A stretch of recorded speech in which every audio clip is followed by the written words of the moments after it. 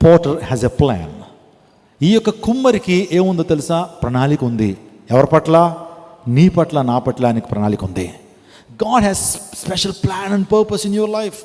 నువ్వు అనుకుంటావు, నేను ఎవరికి సంబంధించిన వాడిని కాదు, నేను సంబంధించిన దాన్ని కాదు, నన్ను ఎవరు గౌరవించట్లేదు, నన్ను ఎవరు ఉన్నతమైనటువంటి స్థానానికి తీసుకురావడానికి ఏ ఒక్కరికి ఇష్టం లేదు, అసలు దేవుని దృష్టిలో నేను ఉన్నానా, అసలు దేవుడికి నా పట్ల ప్రణాళిక ఉందా అని ఒకవేళ తలుస్తున్నట్లయితే ఈ రోజున దేవుడు నీతో మాట్లాడుతున్నాడు.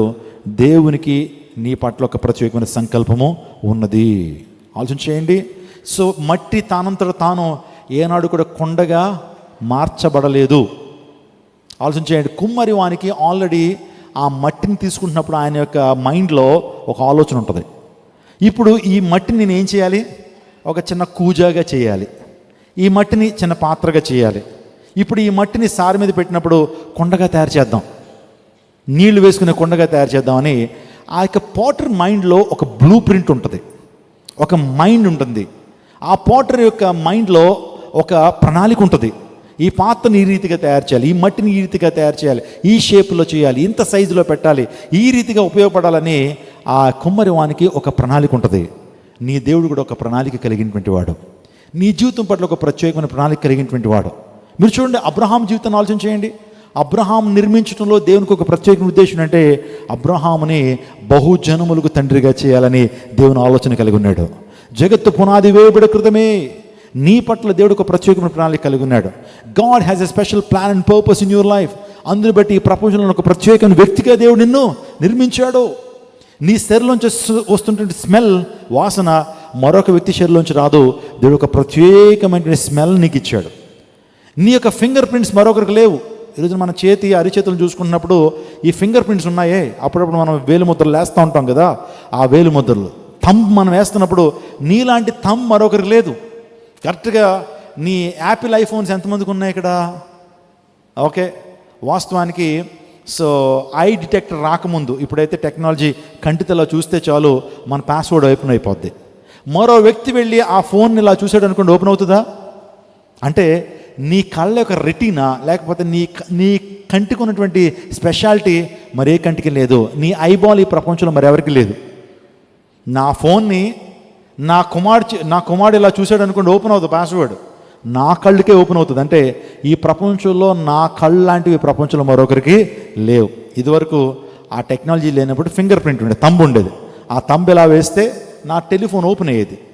ఇప్పుడు అంటే మీరు ఆలోచన చేయండి, ప్రపంచంలో సుమారుగా ఎన్ని కోట్ల మంది ఉన్నారో అన్ని కోట్ల మందికి ప్రత్యేకమైన వేలిముద్రను ప్రభు ఇచ్చాడు. ఇంకో మాట, మన ఐబాల్ ఉంది చూసారా, కంట్లో ఐబాల్ ఉంది, ఐబాల్ కూడా చాలా ప్రత్యేకంగా ఉంటుంది, మరొకరికి ఉండదు. అంటే మీకు ఏమర్థం అవ్వాలంటే దేవుడు నిన్ను నన్ను ఒక ప్రత్యేకమైన రీతిలో నిర్మించాడు. నీ పట్ల నా పట్ల దేవునికి ఒక ప్రత్యేకమైన ప్రణాళిక ఉన్నది. అబ్రహాం పట్ల ప్రభువా నీకు ఎటువంటి ప్రణాళిక ఉంది? అబ్రహాం పట్ల నీకు ఉన్న ప్రణాళిక ఏంటంటే తనను అనేక జనులకు తండ్రిగా చేయడం కొరకనే ప్రణాళిక నాకు ఉంది. మోషేని ఎందుకు కలుగు చేసావయ్యా? మోషే పట్ల నీకున్న ప్రణాళిక ఏంటంటే, మోషే పట్ల నాకున్న ప్రణాళిక ఇశ్రాయేల్ అందరూ బానిసత్తులో ఉన్నప్పుడు వాడిని విడుదల చేయడానికి గొప్ప నాయకునిగా నేను ప్రణాళిక కలిగి ఉన్నాను. ఆ ప్రణాళిక తన పట్ల నేను నెరవేర్చాను. చూసారా, ప్రతి ఒక్కరి పట్ల దేవునికి ప్రత్యేక ప్రణాళిక ఉంటుంది. ప్రభు యెహోషువ ఉన్నాడు కదా, యెహోషువ పట్ల నీకున్న ప్రణాళిక ఏంటంటే ప్రభు అంటాడు, కనానుకి నా ప్రజలందరినీ నడిపించడం కొరకు ఆ యెహోషువని నేను ఏర్పాటు చేసుకున్నాను. చూసారా, ప్రతి ఒక్కరి జీవితం పట్ల దేవునికి ప్రత్యేక ప్రణాళిక ఉంది. ఆ తర్వాత కొత్త నిబంధనలోకి వచ్చిన తర్వాత పౌలు పట్ల నీకున్న ప్రణాళిక ఏంటయ్యా? ఒక వ్యక్తి ఒక సందర్భంలో ఆ వ్యక్తి సౌలుగా ఉన్నప్పుడు పౌలుగా మార్చుకున్నావు. So what was your purpose in the life of Paul జీవితంలో నీకున్నటువంటి ప్రణాళిక ఏంటంటే అన్ని జనులకు స్వార్థ ప్రకటించిన కొరకు నేను పాల్ని ఎంపిక చేసుకున్నాను. చూసారా, ప్రతి ఒక్కరి పట్ల దేవునికి ఒక ప్రత్యేకమైన ప్రణాళిక ఉంది. నువ్వు నిర్మించబట్టంలో దేవునికి ఒక ప్రత్యేకమైన ప్రణాళిక ఉంది.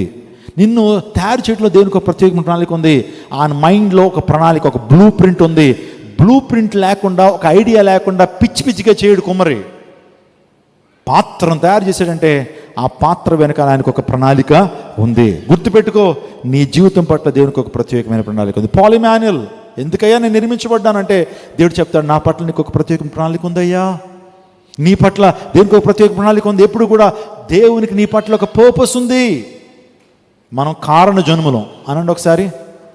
బ్రదర్ మీరు కారణ జన్మలు అనండి, ప్రక్కన వారి వైపు చూసి. మీరు కారణ జన్మలు. అయ్య బాబా నేను కారణ జన్మునా?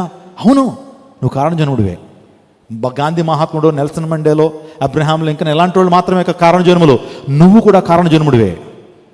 దేవుడు అంత గొప్ప కృప నీకు ఇస్తున్నాడు. చూసారా ఎన్ని పాఠాలు మనం నేర్చుకుంటున్నా. కుమ్మరి వాని ఇంటికి వెళ్ళన్నాడు. ఏమి నేర్చుకోవాలంటే God is our potter. That's the first lesson we need to learn. అందులో ప్రాముఖ్యంగా ఆలోచన చేస్తే potter is not a machine but is a person. Potter has a plan. And third one, potter has power. కుమ్మరివానికి ఏముంది? శక్తి ఉన్నది. Praise God, hallelujah. The potter has power. దేవుడు శక్తిమంతుడే కాదా? ఎల్ షద్దా అని పిలిచారు దేవుణ్ణి, శక్తిమంతుడా. God is omnipotent. దేవుడు సర్వశక్తిమంతుడు.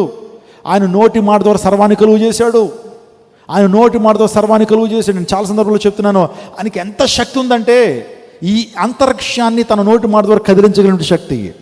ఆ ప్రభు ఏంటి? దేవుడి లోక నరవతారికి వచ్చినప్పుడు తుఫాన్ నిమ్మలపరిచాడు. ఆయన తుఫానికి అద్దించాడు, రోగులను స్వస్థపరిచాడు, మరణించిన వారిని సైతం కూడా ఆయన లేపాడు. ఏమంటే మరణించిన వారిని లేపగలిగిన శక్తి దేవునికి మాత్రమే ఉంటుంది. యేసుక్రీస్తు ప్రభు వారికి శక్తిమంతుడైన ఆయనకి అన్నిటి మీద అధికారం ఉంది. అధికారాన్ని గ్రీకు భాషలో ఎక్సోసియా అంటారు. ఏమంటారు అది గ్రీకు భాషలో?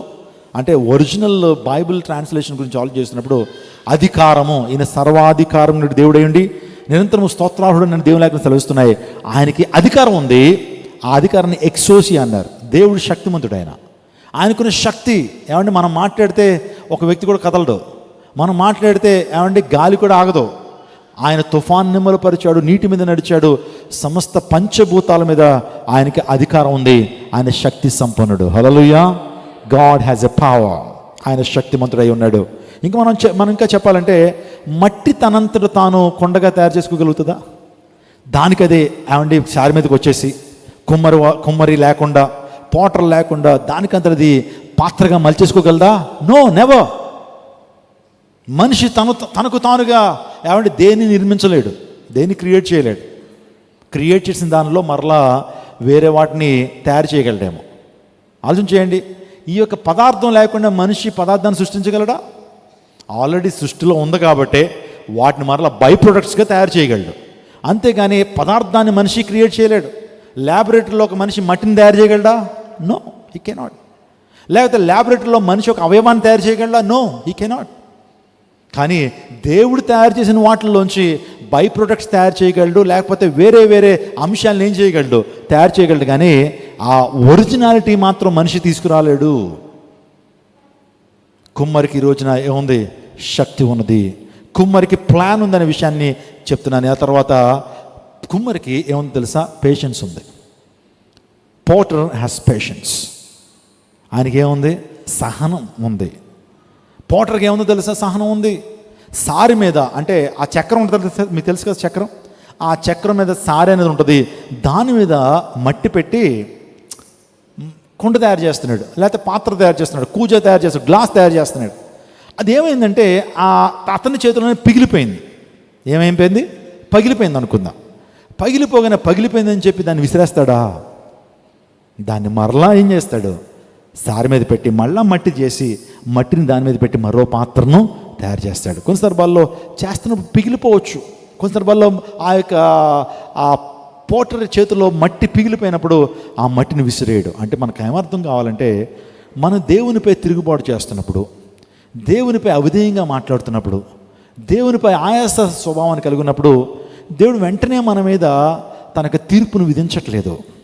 వెంటనే పాపానికి పర్యవసానాన్ని మనం అనుభవించట్లేదు. దేవుడు దీర్ఘశాంతాన్ని వహిస్తున్నాడు. దేవుడు తన టీచింగ్స్ నీకు టీచింగ్స్ని నీకు అందిస్తున్నాడు. సొదొమ గొమొర్రా ప్రజలు ఏమంటే తప్పు చేశారు, పాపం చేశారు. ఎన్నోసార్లు ఎన్నో అవకాశాలు ఇచ్చాడు. చివరికి అబ్రహామును కూడా నిజంగా ప్రార్థన చేశాడు. అబ్రహాము ఎన్నో అవకాశాలు ఇచ్చిన తర్వాత మాత్రమే సొదొమ గొమొర్రా పట్టణాన్ని దేవుడు ఏం చేశాడు? నాశనం చేశాడు. యోనా జీవితం గురించి మనకు తెలుసు. నినివే ప్రజలు భయంకరమైనటువంటి పాపం చేస్తున్నప్పుడు దేవుడు యోనాను పంపించాడు. అయ్యా చెప్పయ్యా, స్వాత చెప్పు అని చెప్పి స్వాతను పంపింపజేశాడు. నోవహు దినాల్లో మనుషులు తినుచు, త్రాగుచు, పెండ్లాడుచు, పెండ్లికి ఈబడుచున్నప్పుడు దేవుడు నోవహును చెప్పాడు, నోవహు నీవు ప్రతిరోజు రాత్రి వెళ్ళి ప్రజలతో మాట్లాడయ్యా, జలప్రయం రాబోతోంది, భయంకర ఉగ్రత రాబోతోంది, అందుని బట్టి ప్రజలను అలర్ట్ చేయి, సిద్ధపరచు, స్వాత చెప్పు అన్నప్పుడు మీకు తెలుసా నోవహు ఎన్ని సంవత్సరాలు వారికి స్వాత ప్రకటించాడు? For how many years Noah has preached the God's word? 120 సంవత్సరాల వరకు బోధ చేశాడు. 120 years అతనికి 120 years వాళ్ళకి బోధ చేశాడు. అయినా సరే విన్నారా వాళ్ళు? వినలేదు. చివరికి జలప్రళయం దేవుడు పంపించాడు. సో దేవునికి పేషెన్స్ ఉంటుంది. ఏముంటుంది? సహనం ఉంటుంది. సహనం ఆయన కలిగి ఉంటాడు.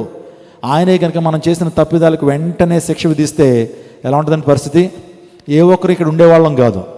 ఆయన మనం చేసినటువంటి ప్రతి దోషాన్ని బట్టి శిక్ష విధిస్తే మనం ఈ టైంలో బ్రతికుండేటువంటి వారం కాదు, ఇంకా దీర్ఘశాంతాన్ని ఆయన వహిస్తున్నాడు. అందరి బట్టి so God is our Potter. చెప్పండి, 4 ప్రాముఖ్యమైన విషయాలు చెప్పాను. ఆ దేవునికి ఏ లక్షణాలు ఉంటాయి? దేవుడు శక్తిమంతుడు. ఆయన మెషిన్ కాదు, ఆయన రోబోట్ కాదు. ఆయన శక్తి మాత్రమే కాదు, ఆయన వ్యక్తి అనేటువంటి దేవుడు. రెండోదిగా potter has a power. So పోటర్కి ఏముంది చెప్పండి? కుమ్మరివానికి శక్తి ఉంది, అధికారం ఉంది. సమస్తాన్ని తన నోటి మాటతో కలుగు చేసినటువంటి శక్తి ఆయనకుంది. God is omnipotent, God is El Shaddai. ఈ రోజున ఆయన చేతిలో మనం పెట్టబడాలి, ఆయన చేతిలో మనం ఒదిగిపోవాలి, ఆయన చేతిలో మనం పెట్టబడాలి. మూడోదిగా potter has a plan. So దేవునికి నీ పట్ల ఒక ప్రత్యేకమైన ప్రణాళిక ఉన్నది.